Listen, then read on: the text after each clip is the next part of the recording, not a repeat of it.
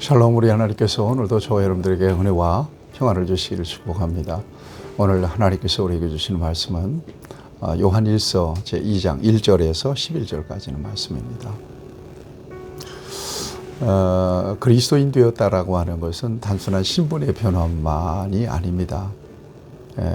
삶의 목적과 방향과 삶의 태도가 전혀 믿기 이전과는 달라진 그런 모습을 저와 여러분들이 가지고 유지하면서 산다는 것을 의미하기도 합니다.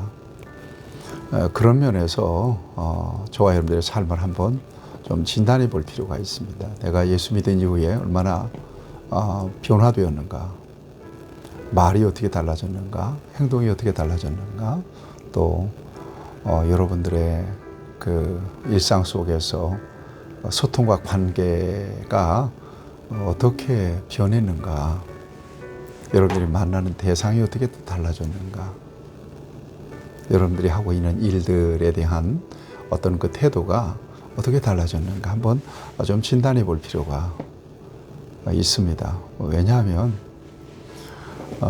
저와 여러분들이 단순한 교리를 믿는 게 아니기 때문에 전인적으로 살아계신 하나님을 믿고 전인적으로 살아계신 예수님을 인격적으로 받아들이고 그리고 주인 삼고 사는 사람들이기 때문에 당연히 믿기 이전과 이후에는 삶이 달라질 수밖에 없는 겁니다.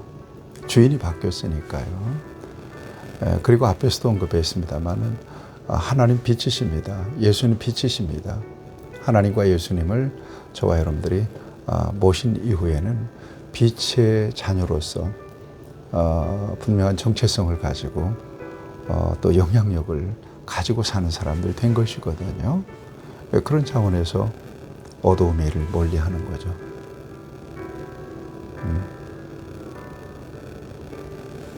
빛 아래에서 살아가는 겁니다. 그런 차원에서 삶은 180도 달라져야 되는 게 맞는 거죠. 여전히 빛 가운데 빛의 자녀라고 하면서도 어두움의 일을 버리지 못하고 어두움의 일을 좋아하면 거짓말하는 거라고 분명히 앞에서 말씀하고 있잖아요. 속이는 거라고. 네. 신분적으로는 그리스도인이 되었는데 삶의 태도가 전혀 안 바뀌었다. 이건 의심해 봐야 될 필요가 있습니다. 그 열매를 통해서 진정으로 거듭난 사람인가? 진정으로 빛의 자녀가 되었는가? 점검해 볼 필요가 있는 거죠. 그런 차원에서 오늘 본문 말씀도 저와 여러분들에게 열매를 점검해 볼 수 있는, 그 열매를 통해서 저와 여러분들의 신분을 다시 한번 이렇게 확인해 볼 수 있는 도전을 주고 계신다고 믿습니다. 오늘 본문에 보세요. 너희 자녀들아, 내가 이것을 너희에게 쓰면 너희로 죄를 범하지 않게 하려 함이라. 죄는 어두움이죠.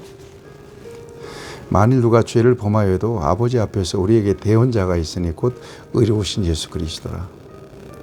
네.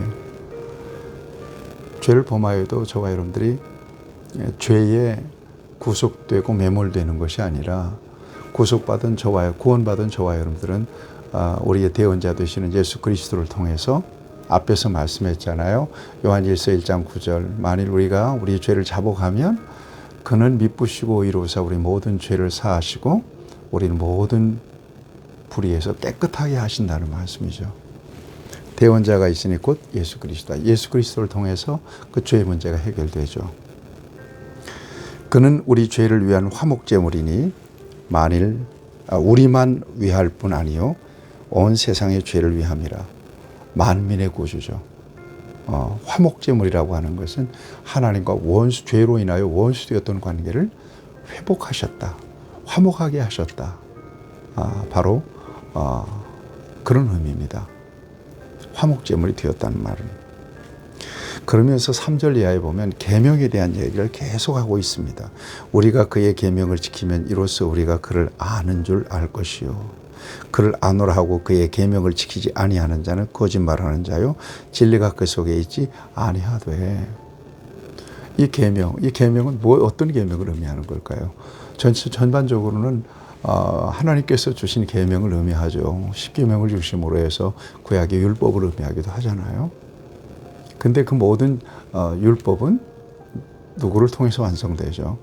예수님을 통해서 완성돼요. 어떻게 완성돼요? 십자가를 통한 하나님의 사랑으로 그 모든 계명이 완성이 되거든요. 그러니까 계명을 생각할 때는 언제나 하나님의 사랑을 떠올릴 수 있어야 돼요. 그러니까 계명은 사랑이다. 이렇게. 그래서 우리 예수님이 새 계명을 너에게 주노니 사랑하라. 서로 사랑하라. 내가 너희를 사랑한 것 같이 너희도 서로 사랑하라.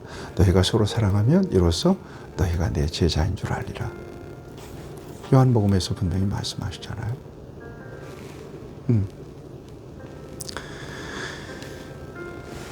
5절 말씀 보세요. 누구든지 그의 말씀을 지키는 자는 하나님의 사랑이 참으로 그 속에서 온전하게 되었나니 이로써 우리가 그 안에 있는 줄 아노라. 계명을 지키는 자, 즉 믿는 자, 계명을 지키는 자, 즉 하나님의 사랑이 그 속에 있는 자. 이게 다 일맥상통하다는 것입니다. 그러므로 믿는 자의 삶은 믿지 않는 자의 삶과는 전혀 다른데 어떻게 다르냐? 그의 안에 산다고 하는 자는 그가 행하시는 대로 자기도 행할지니라. 예수님 안에 하나님 안에 산다고 하는 사람은 예수님께서 행하신 대로 행하는 사람이 되어야 된다는 것입니다. 그러니까 예수님을 따르는 사람이 그리스도인입니다. 그리스도인은 예수님과 같이 행하는 사람입니다. 같이 사는 사람이죠. 그런 차원에서 7절 말씀, 오늘 본문 7절 말씀은 아주 중요한 핵심적인 말씀을 주고 계십니다. 사랑하는 자들아, 내가 새 계명을 너에게 쓰는 것이 아니라 너희가 처음부터 가진 옛 계명이니 이 옛 계명은 너희가 들은 바 말씀이거니와 다시 내가 너희에게 새 계명을 쓰노니 그에게와 너희에게도 참된 것이라. 이는 어두움이 지나가고 참 빛이 벌써 비침이라. 빛 가운데 있다고 하면서 그 형제를 미워하는 자는 지금까지 어두움에 있는 자요. 이렇게 말씀하고 있잖아요. 자, 옛 계명이 나왔고요. 새 계명이 나왔어요. 그 계명을 지키는 사람은 빛 가운데 있는 사람이고요.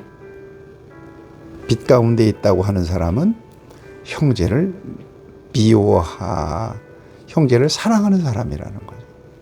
여기 9절 말씀 보세요. 빛 가운데 있다 하면서도 그 형제를 미워하는 자는 지금까지 어둠에 있는 자라는 거예요. 어둠에 있다는 것은 율법 밖에 있는 사람이라는 것을 의미하죠. 예수님 밖에 있는 사람이라는 것을 의미하죠.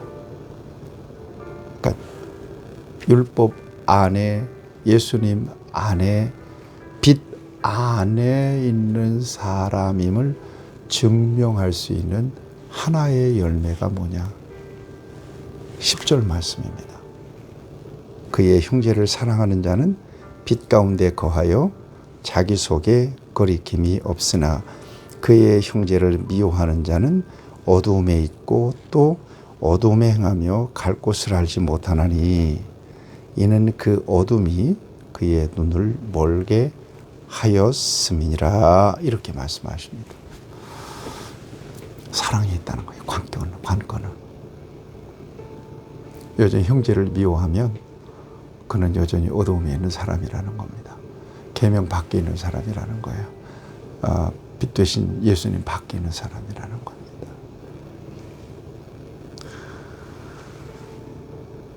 형제를 사랑하는 자는 빛 가운데 거하는 사람이라는 것입니다.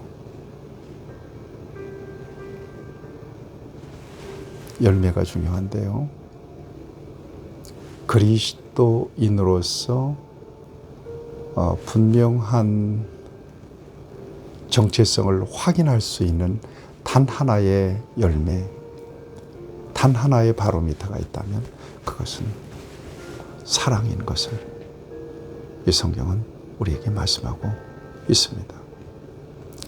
새해는 사랑을 통해서 여러분들이 빛의 자녀인 것을 증명하시기를 바랍니다. 그래서 오늘 우리 교회에 한 해 동안의 표호를 사랑으로 증명하라 이렇게 정했습니다.